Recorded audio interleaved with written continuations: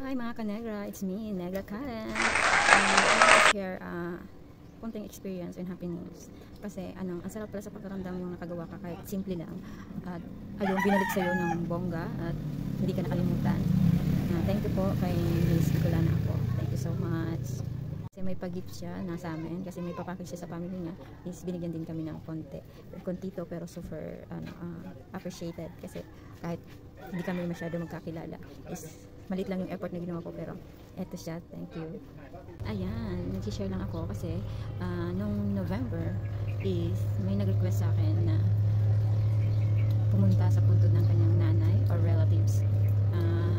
Pinagbigyan ko naman kasi alam ko yung pakiramdam ng nawalan ng nanay.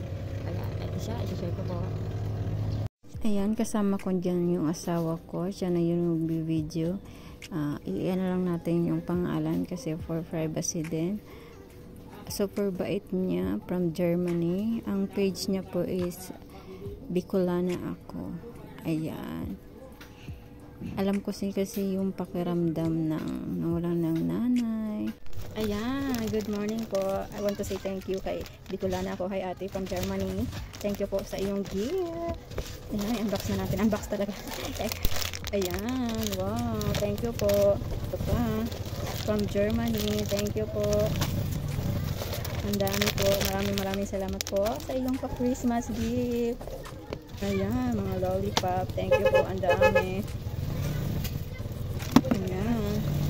Ang daming pa candy. Wow. Ang dami. Thank you po. And also, the chocolate. Wow. Thank you po. From Germany. Wow. Thank you po, Ate Bicolana ako. Salamat po. Thank you po sa iyong pasalubong.